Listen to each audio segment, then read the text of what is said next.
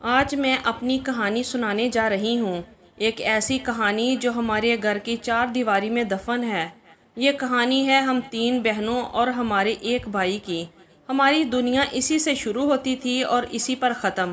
ہمارا گھر شہر کے ایک پرسکون نواحی علاقے میں تھا۔ امی ابو اکثر بزنس کے سلسلے میں شہر سے باہر رہتے تھے اور گھر پر ہم چار ہی ہوتے تھے۔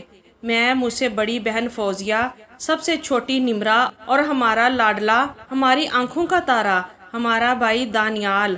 فوزیہ آپا جیسے کہ بڑی بہنیں ہوتی ہیں، تھوڑی سنجیدہ، تھوڑی ذمہ دار، وہ دانیال بھائی کی ہر چیز کا خیال ایک ماں کی طرح رکھتی تھی۔ ان کے کپڑے، ان کا کھانا، ان کی نیند، سب کچھ ان کی نگرانی میں ہوتا تھا۔ ان کی محبت میں ایک رعب تھا، ایک پردہ تھا، لیکن ان کی آنکھوں میں دانیال بھائی کے لیے جو چاہت تھی وہ میں پڑھ سکتی تھی۔ پھر آتی ہے نمرا، سب سے چھوٹی اور سب سے شوخ۔ وہ اپنی ہی دھن میں مگن اور بے باک تھی۔ اس کی محبت کا اظہار بالکل کھلا کھلا ہوتا تھا۔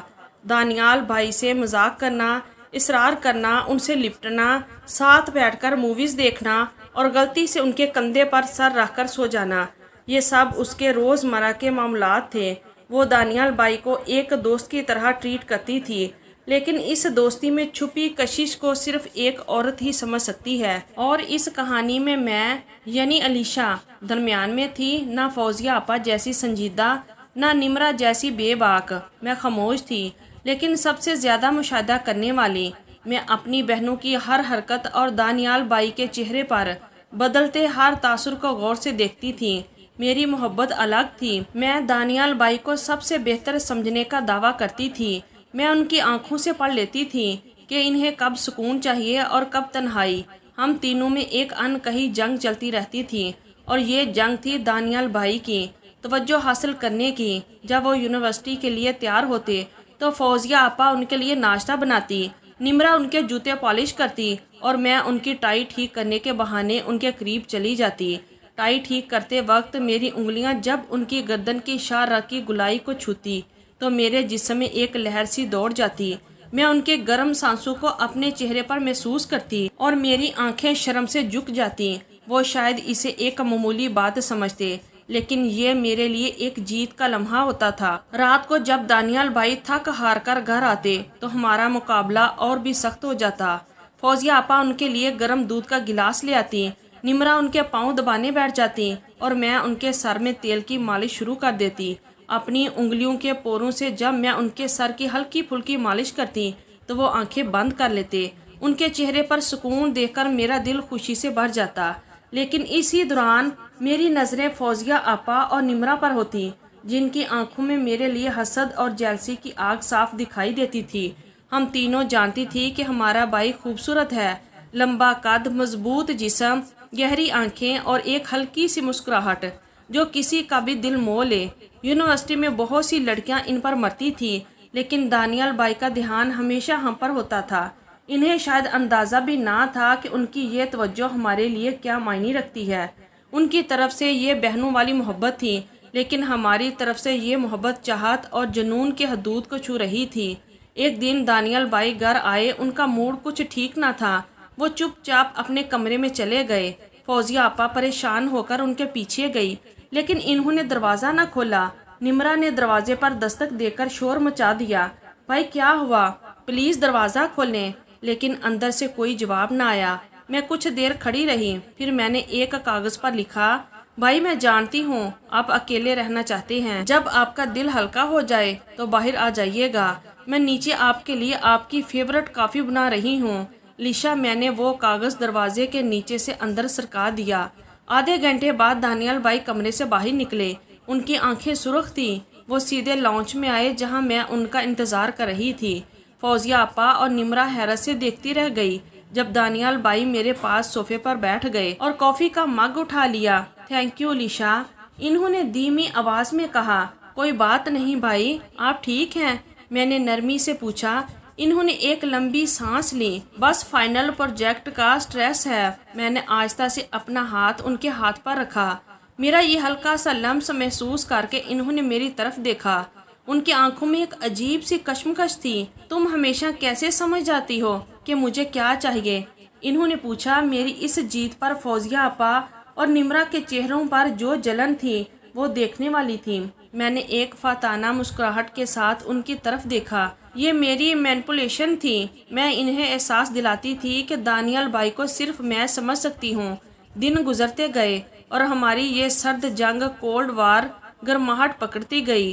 اب ہم ایک دوسرے سے دانیال بھائی کے معاملے میں زیادہ کھل کر مقابلہ کرنے لگی تھی۔ اگر نمرا ان کے لیے کوئی شرٹ پسند کرتی تو میں اسے یہ کہہ کر روک دیتی، نہیں نمرا، یہ کلر بھائی پر سوٹ نہیں کرے گا، انہیں ڈارک شرٹ پسند ہے۔ اگر فوزیہ آپا ان کے لیے کوئی ہیوی کھانا بناتی تو میں کہتی آپا بھائی آج کل ڈائٹ پر ہیں، انہیں سلاد پسند آئے گا۔ ہم نے ان کی زندگی کے ہر چھوٹے بڑے فیصلے میں دخل دینا شروع کر دیا تھا۔ ان کے دوست، ان کی آؤٹنگز، ان کی پسند ناپسند سب ہم طے کرنے لگی تھی۔ دانیال بھائی ہماری اس محبت اور فکر کو شاید بہنوں کی ذمہ داری سمجھ رہے تھے۔ انہیں اس بات کا احساس ہی نہ ہو رہا تھا کہ ہم تینوں نے ان کے گرد ایک خوبصورت ریشم کا جال بنا دیا ہے جسے نکلنا ان کے لیے ناممکن ہوتا جا رہا ہے۔ برتھ ڈے آنے والی تھی۔ ہم تینوں نے الگ الگ پلانز بنائے۔ فوزیہ آپا نے گھر پر ایک گرینڈ ڈنر پلان کیا، نمرا نے ان کے دوستوں کے ساتھ ایک سرپرائز پارٹی آرگنائز کی اور میں نے کچھ الگ سوچا تھا۔ میں انہیں ایک ایسی جگہ لے جانا چاہتی تھی جہاں صرف میں اور وہ ہوں، جہاں کوئی تیسرا نہ ہو۔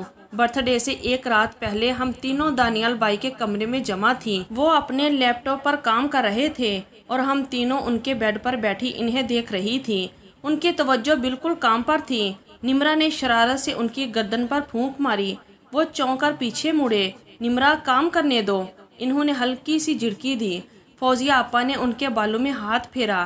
تھک گئے ہو، سو جاؤ، اب بس تھوڑا سا کام ہے آپا، انہوں نے جواب دیا۔ میں خاموش بیٹھی رہی۔ پھر میں نے آہستہ سے کہا، بھائی آپ کی آنکھوں کے نیچے ہلکے پڑ گئے ہیں، آپ کو آرام کی ضرورت ہے۔ میری آواز میں جو فکر اور نرمی تھی اس نے انہیں میری طرف دیکھنے پر مجبور کر دیا۔ انہوں نے لیپ ٹاپ بند کر دیا۔ اوکے، تم تینوں جیت گئی، میں سو رہا ہوں۔ ہم تینوں خوش ہو کر ان کے کمرے سے نکلنے لگی تو دانیال بھائی نے آواز دی، علیشا ایک منٹ سنو۔ فوزیہ آپا اور نمرا رک گئی۔ ان کی آنکھوں میں سوال تھے۔ میں نے انہیں جانے کا اشارہ کیا۔ جب وہ چلی گئی تو میں نے دروازہ بند کر لیا اور دانیال بھائی کے پاس واپس آ گئی۔ جی بھائی، وہ علیشا، مجھے تم سے کچھ کہنا تھا، انہوں نے تھوڑی ہچکچاہٹ سے کہا۔ میرا دل زوروں سے دھڑکنے لگا۔ کیا بات ہے بھائی، سب ٹھیک ہے؟ انہوں نے ایک گہرا سانس لیا اور میری آنکھوں میں دیکھا۔ ان کی آنکھوں میں ایک ایسی چمک تھی جو میں نے پہلے کبھی نہ دیکھی تھی۔ وہ کچھ کہنے ہی والے تھے کہ ان کے فون پر میسج ٹیون بج اٹھی۔ انہوں نے فون اٹھایا، میسج پڑھا اور ان کے لبوں پر ایک مسکراہٹ پھیل گئی، ایک ایسی مسکراہٹ جو ہم تینوں کے لیے نہ تھی۔ یہ کون ہے؟ میں نے بے ساختہ پوچھا۔ انہوں نے فون کی اسکرین لاک کی اور میری طرف دیکھا۔ ان کی مسکراہٹ ابھی بھی قائم تھی۔ وہ مریم ہے، میری کلاس میں ہے، بہت اچھی لڑکی ہے، انہوں نے جواب دیا۔ لفظ مریم میرے کانوں میں پگھلے ہوئے شیشے کی طرح اترا۔ ایک پل میں میری جیت کا سارا نشہ اتر گیا۔ ہمارا دشمن آ چکا تھا، ایک ایسا دشمن جس سے لڑنا ہمارے لیے آسان نہ تھا۔ میں نے اپنے چہرے کے تاثرات کو کنٹرول کیا اور ایک ہلکی سی مسکان کے ساتھ کہا، اچھا کبھی ہمیں بھی ملوائیے گا۔ لیکن میرے اندر ایک طوفان اٹھ چکا تھا اور میں جانتی تھی کہ یہ طوفان اب فوزیہ آپا اور نمرا کے اندر بھی اٹھے گا۔ ہماری انکہی جنگ اب ایک نئے موڑ پر آ چکی تھی۔ اب یہ جنگ صرف دانیال بھائی کی توجہ کی نہ تھی بلکہ انہیں حاصل کرنے کی تھی، اور اس جنگ میں ہم تینوں بہنیں کسی بھی حد تک جا سکتی تھیں۔ مریم کا نام ہمارے گھر میں ایک زلزلے ارتھ کویک کی طرح آیا تھا۔ اس رات جب میں کمرے سے باہر نکلی تو فوزیہ آپا اور نمرا میرا انتظار کر رہی تھی۔ ان کی آنکھوں میں وہی سوال تھا جو میرے ذہن میں گردش کر رہا تھا۔ مریم کون ہے؟ فوزیہ آپا نے سیدھا پوچھا۔ ان کی کلاس فیلو ہے، میں نے بے رخی سا جواب دیا اور اپنے کمرے کی طرف بڑھ گئی۔ میں جانتی تھی کہ اس خبر نے انہیں بھی ویسا ہی جھٹکا دیا ہے جیسا مجھے لگا تھا۔ اگلے دن ناشتے کے ٹیبل پر ایک عجیب سی خاموشی تھی۔ دانیال بھائی اپنے فون پر مسکراتے ہوئے کسی کو ٹیکسٹ کر رہے تھے اور ہم تینوں انہیں زیرہ آلودہ نگاہوں سے گھور رہی تھی۔ ہمارا دشمن سامنے تھا اور اب ہم تینوں جو کل تک ایک دوسرے کے رقیب تھی इस नए दुश्मन के खिलाफ एक होने जा रही थी। हम तीनों ने एक दूसरे को देखा। जैसे ही दानियल भाई यूनिवर्सिटी के लिए निकले, निम्रा ने प्लान बनाया। उसने फौरन अपनी दोस्त को कॉल की और उसे कहकर दानियल भाई की बाइक का टायर पंचर करवा दिया। शाम को जब दानियल भाई परेशान होकर घर आए तो निम्रा ने मासूमियत से कहा, ओ भाई थक गए ना? चलें, अच्छा हुआ मैंने आपके लिए मूवी नाइट प्लान की है, पॉप कॉर्नर भी तैयार है। दानियल भाई थके हुए थे, इन्होंने मजबूरन हाँ कर दी। मूवी देखते वक्त निम्रा पहले से भी ज्यादा उनके करीब बैठी। उसका सार उनके कंधे पर था और उसके हाथ न जाने में उनके हाथ को छू रहे थे। वो इन्हें एहसास दिला रही थी कि उनकी असली खुशी और सुकून अपने घर में अपनी बहनों के साथ है। फौजिया आपा ने दूसरा मुहाजा संभाला। इन्होंने अम्मी अबू को कॉल करके फिक्रमंदी से बताया कि दानियल का ध्यान पढ़ाई से हट रहा है। अम्मी ने फौरन दानियल भाई को कॉल करके एक लंबा लेक्चर दिया और इन्हें अपनी पढ़ाई पर फोकस करने का कहा। ये एक ऐसी आजमूदा चाल थी जिसे दानियल भाई को जज्बाती तौर पर बांधा जा सकता था। मेरा तरीका सबसे अलग था जिससे दानियल भाई को जज्बाती तौर पर बांधा जा सकता था। मेरा तरीका सबसे अलग था। मैंने उनके जहन से खेलना शुरू किया। एक रात जब वो मरियम से फ़ोन पर बात कर रहे थे, मैं उनके कमरे में पानी का गिलास ले गई। मैंने उनकी बातों का कुछ हिस्सा सुन लिया था। जब इन्होंने कॉल बंद की तो मैंने बहुत मासूमियत से पूछा, भाई क्या आप इस लड़की को लेकर सीरियस हैं? इन्होंने मुस्कुराकर हाँ में सर हिलाया। मैंने उनके पास बैठकर उनका हाथ अपने हाथ में ले लिया। भाई आप हमारे लिए सब कुछ हैं, हम बस ये चाहती हैं कि आप हमेशा खुश रहें। लेकिन क्या ये लड़की आपको हमसे बेहतर समझ सकती है? क्या वो आपकी खामोशी को पढ़ सकती है? क्या वो आपके जिस्म की थकन और आपके जहन के बोझ को महसूस कर सकती है जैसे हम करती हैं? मेरे अल्फाज तीर की तरह थे जो सीधे उनके दिल पर लगे। मैं उनके जहन में शक का बीज बो रही थी। मैं इन्हें ये सोचने पर मजबूर कर रही थी कि हमारी मोहब्बत का कोई मुकाबला नहीं कर सकता। उनके चेहरे पर एक कश्मकश उभरी। इन्होंने कोई जवाब न दिया, बस मेरा हाथ आहिस्ता से थपथपाते रहे। हमारा दबाव काम कर रहा था। दानियल भाई अब मरियम से मिलने के प्लान्स कम बनाते, वो ज़्यादा वक्त घर पर गुजारते। लेकिन हम ये ना समझ पाए कि हमारा ये जुनून इन्हें कैद कर रहा है। हमारी मोहब्बत उनके लिए एक बोझ बन रही थी। वो अंदर ही अंदर घुटने लगे थे। उनके चेहरे की वो मुस्कुराहट जो मरियम का जिक्र सुनकर आती थी अब गायब हो चुकी थी और उसकी जगह एक अजीब सी बेहिसी ने ले ली थी। एक शाम हद हो गई। दानियल भाई घर आए, वो बहुत खुश थे और उनके हाथ में एक छोटा सा गिफ्ट बॉक्स था। मैंने मरियम के लिए लिया है, कल उसकी बर्थडे है, इन्होंने एक्साइटमेंट से बताया। हम तीनों के चेहरे पर अंधेरा छा गया। इससे पहले कि दानियल भाई अपने कमरे में जाते, फौजिया आपा ने उनका रास्ता रोक लिया। तुम्हें हमारा ज़रा भी ख्याल नहीं है? हम दिन रात तुम्हारी फिक्र करती हैं और तुम इस गैर लड़की के लिए तोहफे खरीद रहे हो। निम्रा ने भी फौरन कहा, भाई वो लड़की आपके लायक नहीं है, हम आपको उसके साथ नहीं देख सकती। दानियल भाई हैरत से हमें देख रहे थे, फिर इन्होंने मेरी तरफ देखा। शायद इन्हें मुझसे समझदारी की उम्मीद थी, लेकिन आज मैं भी अपने जज्बात के आगे मजबूर थी। भाई वो लोग सही कह रही हैं। फिर मैंने धीमी मगर सख्त आवाज़ में कहा, आप हमारी तरफ देखिए। क्या हमारी मोहब्बत में कोई कमी है जो आपको बाहर खुशियाँ ढूंढनी पड़ रही हैं? इस दिन पहली बार दानियल भाई हम पर चीखे। उनकी आवाज़ में गुस्सा नहीं बल्कि तकलीफ थी। बस बहुत हो गया, तुम तीनों ने मेरी ज़िंदगी को जहन्नम बना दिया है। वो कांप रहे थे। मैंने हमेशा तुम तीनों को अपनी दुनिया समझा, तुम्हारी हर जिद हर ख्वाहिश पूरी की, लेकिन ये मोहब्बत नहीं, कैद है। तुम लोग मुझे अपने कब्जे में करना चाहती हो। मेरा दम घुटता है इस घर में। इन्होंने वो गिफ्ट बॉक्स ज़मीन पर दे मारा। मैं तुम्हारी जागीर नहीं हूँ, मैं एक इंसान हूँ जिसके अपने जज्बात हैं, अपनी ज़िंदगी है। तुम्हें इस बात का एहसास क्यों नहीं होता? उनकी आंखों में आंसू थे, ऐसे आंसू जो हम तीनों के दिलों को चीर गए। हम बुत बने खड़े थे। हमने अपने जुनून में अपने ही भाई को जख्मी कर दिया था। दानियल भाई अपने कमरे में चले गए और ज़ोर से दरवाज़ा बंद कर लिया। इस रात हम तीनों बहनें एक दूसरे के कमरे में ना गई। हम सब अपने अपने कमरों में अपने अपने तौर पर रोती रही। हमने दानियल भाई की मोहब्बत जीतने की कोशिश में इन्हीं को खो दिया था। हमारा रेशम का जाल जिसे हम खूबसूरत समझती थी, असल में एक घुटन भरा कैद खाना था। اگلے کچھ دن گھر میں ایک قبرستان جیسی خاموشی رہی۔ دانیال بھائی ہم سے بات نہیں کرتے تھے۔ وہ صبح چپ چاپ یونیورسٹی جاتے اور رات کو دیر سے آتے۔ ہم تینوں کے حلق سے نوالا نہ اترتا تھا۔